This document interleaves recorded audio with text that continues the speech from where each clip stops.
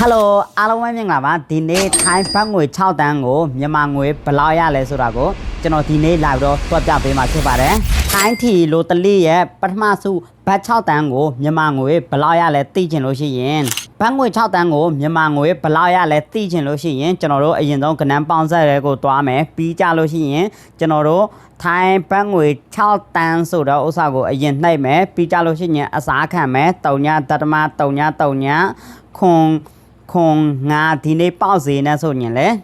ရရှိမှာကတော့မြန်မာကျပ်ငွေတန်း